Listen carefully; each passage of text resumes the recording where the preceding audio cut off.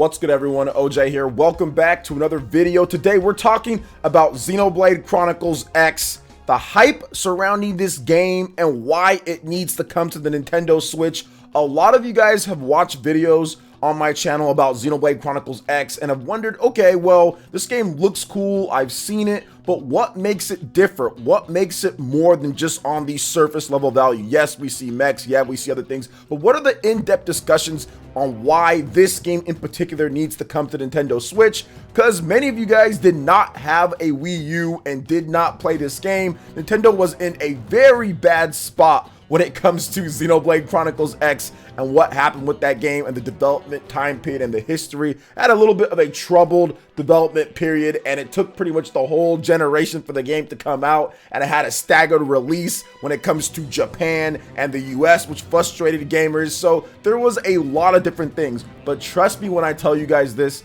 Xenoblade Chronicles X, the hype is real with the game, and I feel that the game definitely needs to come to Nintendo Switch. And I'll have a video talk about this more in terms of when we start getting more concrete details, but I definitely feel that Xeno X is coming to the Nintendo Switch. But before we get into anything here, please make sure you hit that like button, subscribe if you're someone new, and click that notification bell to get my videos first as we cover anything and everything when it comes to the big RPGs out there. So let's talk about this, guys. The history of Xenoblade Chronicles X. I remember Monolith Soft back in the day, they stated that they wanted to become the Bethesda of Japan or the East. And obviously the way that we thought about Bethesda back then is a bit different than now. There wasn't the Fallout 76 debacle, and Fallout 4 wasn't as, kind of received as meh for some, right? This is coming off of Fallout 3. This is obviously the Skyrim and all of that. So they obviously wanted to emulate that type of big, huge open world game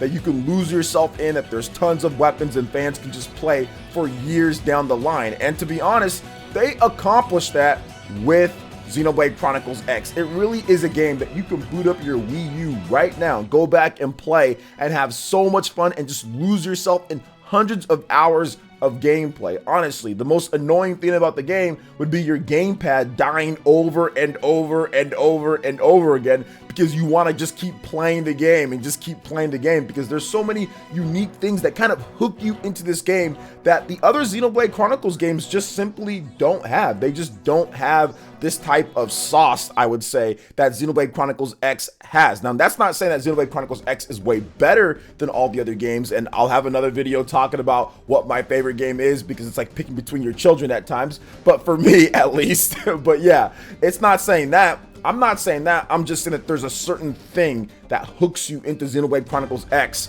when it comes to the open world that the other games just don't have as much. Now let's get into a little bit more here because this game, out of all the Xenoblade Chronicles games, is the only fully real open world game. And what I mean by that is that you have the new LA city that's right there, that's on the map, and then the rest of the world, there's no loading screens whatsoever. To get to any point, to get to any continent on the world, which there's a variety of different continents, there's a bunch of land mass, there's ocean, there's all sorts of volcanic areas, there's all sorts of locations in this game, and there are no loading screens. The only loading screen is when you go into New LA if you want to do the fast traveling, but outside of that, you can roll right up to it, you can go all around the world. It's fully open world with pretty much no loading screens at all. And that was an accomplishment that pretty much no other game on the Wii U could do. Like, Monolith Soft pulled off something that was absolutely incredible. I'm sure there's some other games that have like no loading screens or whatever the case is, but an open world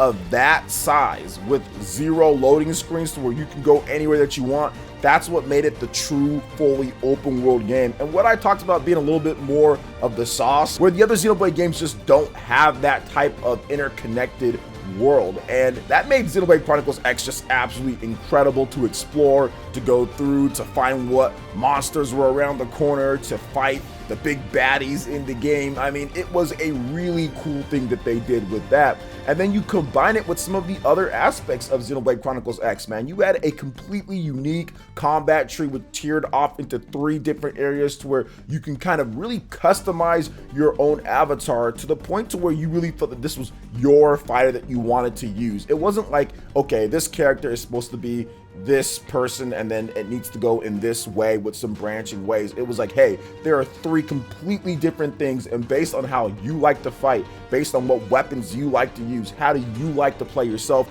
you'll be able to customize that character in that completely different skill tree. And of course, it brought about replay value because you can go through and play on a different skill tree the second time or the third time through. So it made things a lot of fun, and it's still the only Xenoblade game that has the most realistic, I would say, like guns or like ammo in the game. Yes, we have Charlotte with Xenoblade Chronicles. Yes, we've had Xenoblade Chronicles 2 where you do have some of the gun weapons in there, but those are kind of like more of the sci-fi-ish, whereas Xenoblade Chronicles X has more of a realistic take on the guns in terms of how they look and how they shoot and everything. So they still have the big cannons and stuff like that as well, but they also have like assault rifles and stuff that seem a bit more, I would say, gritty with what they were trying to do with the game. So it gives it a little bit of a unique take when you're playing the game and like you have, like, let's say a sword, for example, and then you can switch to an assault rifle and start shooting from there too to kind of continue your attacks. So that's the type of stuff that I think that Xenoblade Chronicles X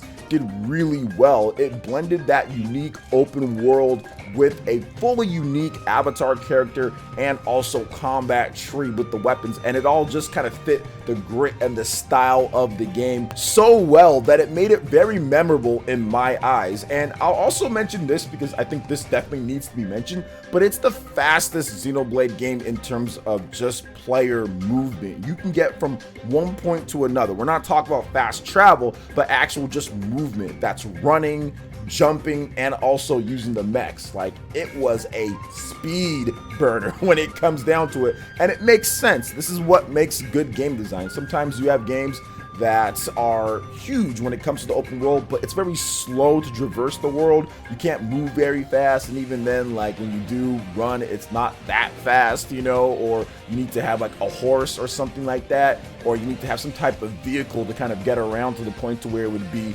somewhat bearable. But that's not with Xenoblade Chronicles X. The game, like, you can run super fast in the game, and you can jump really high in the game, and there's no fall damage in the game at all too. So you can just drop down from anywhere, you can run from anywhere, you can jump super high. I mean, it's really cool. And then on top of that, you also have the mechs as well, which help you get around way faster, which makes sense because the game is bigger from a landmass open world standpoint than any of the other Xenoblade Chronicles games. So yes, the map is huge, and it makes sense that you can move so fast in the game, but it's what makes it hype. It's what makes it unique, and it's part of the thing that makes it that needs to come to Nintendo Switch to have that experience when it comes to what Monolith Soft has done. Because from a technical perspective, Xenoblade Chronicles X to me is still their biggest technical accomplishment Monolith Soft has ever done, would be Xenoblade Chronicles X, just because a lot of the stuff that I'm talking about here and what they did with the Wii U system itself. So I did talk about this just briefly, but yeah, having a unique avatar player is a very different experience than the other Xenoblade games where you're used to playing as a main character like Laura, or used to playing as Rex or Shulk or whatever the case is, and their cast of characters. But Xenoblade X is the only game out of all of them where it says, you know what, you're the character, you are the person, which gives a little bit more of an intrinsic kind of unique feeling to it that some people really hated, and to be honest, complained about back when it was released. And that's the reason why they went back to the character driven thing with Xenoblade Chronicles 2. But to give you guys a little bit of backstory with that, they actually had a main character that you were going to use in the game. I suspect it was that character that they first showed off in the first original trailer that kind of looked like Shulk, and I think that there might have been some type of tie to Shulk, but they ended up scrapping that about halfway through, according to Takahashi. So that was not very fun in terms of what he had to say. If you have like a player character, a main character that you're using that was going to have voice and everything like that, then all of a sudden halfway through the game you're like, nope, we're good, because it doesn't work or they can't link it or anything like that. So that was unfortunate. But yeah, they did have somebody, but they ended up going with a unique player avatar. But I think that ended up being a good choice at the end, because it makes it to where Xenoblade X is the unique game out of them. And I like that when it comes to different series. I like kind of seeing different things and then trying new things, even if some people don't like it the most or it doesn't work out the way that maybe some wanted it to, it's still okay to try, because you never know when you're going to get something that's just absolutely incredible, or something that just plays completely different and fans are blown away by it by trying something new. So I do want to mention a few more things here, guys, with this, and that is the online multiplayer. It has online cooperative multiplayer in addition to passive multiplayer as well. So let's say me and my friend were playing and I have a certain warrior. I can go register that warrior, and then one of my friends can actually rent them out and use them in their own single player game. So it had stuff like that on top of the online co-op, to where you can go and fight bosses and do missions and get rare, unique loot from them. So no other Xenoblade Chronicles game has that. This was poised as a huge, massive type of Nintendo AAA game that you would see other developers do on Xbox and PlayStation, with the online co-op, with the passive multiplayer, with the huge single player. And Nintendo's been known for some of that stuff, but not all of it. And Monolith Soft pulled it all off in one game on a system that many wrote off that couldn't do what the other systems did with open world games, and the loading times were too slow, and the graphics just weren't good enough, or whatever the case is with the system. And they were able to pull that off. It even had a custom achievement system in there. It had notifications built into it. Monolith Soft really thought things through with this game, with the exception with a few different things when it comes to the gamepad and some of the control stuff. But other than that, man, it was incredible to see what they did with the online multiplayer and also the passive multiplayer as well too. And really it comes down to it being a bit sad with all this, because the game ends on a cliffhanger. And if they did a Xenoblade Chronicles X Definitive Edition, they can solve that cliffhanger just like they did with Future Connected. There was no cliffhanger with Future Connected or with Xenoblade Chronicles, but still, it was cool for them to kind of wrap things up a bit more. And if they did that with Xenoblade Chronicles X, that would just be exactly what fans would want. It's like, hey, just give us this. Just give us a little bit of a extra side story at the end there that wraps things up, which I guess it's easier said than actually done. And put that out there on the Nintendo Switch, and I guarantee you that could be the new best-selling Xenoblade Chronicles game if they did that, and if they touched it up quite a bit, and of course improved a number of things like Xenoblade Chronicles Definitive Edition that outsold the original as well. So I would really hope that they could get something done with that. And of course, having all of the games on the Nintendo Switch. The Switch is obviously going to be Nintendo's best-selling home console of all time. It's going to pass up the Wii if it hasn't already done so by the time that you're watching this video, whenever you watch it. But it's going to pass up the Wii, and it's definitely going to get near or pass up the Nintendo DS as well when it comes to best Nintendo systems of all time sales-wise. It would make perfect sense for them to say, hey, you can play all the different Xenoblade games on this actual system as we get closer to when Nintendo reveals Xenoblade Chronicles 3.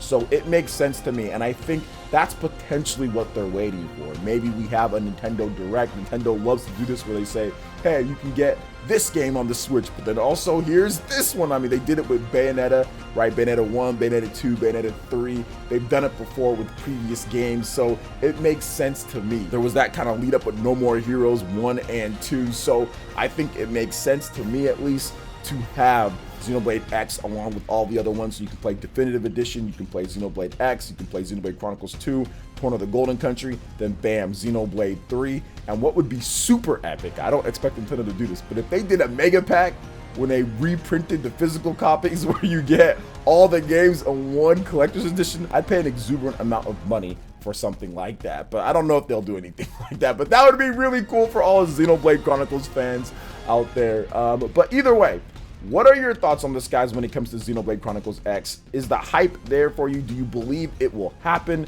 What do you want to see going forward from the series? Let me know in the comment section below. All right, guys, that wraps it up for this video here. Thank you so much for watching. I do appreciate it. Please make sure you hit that like button, subscribe if you're someone new, click that notification bell, and we will see you for the next video. Peace.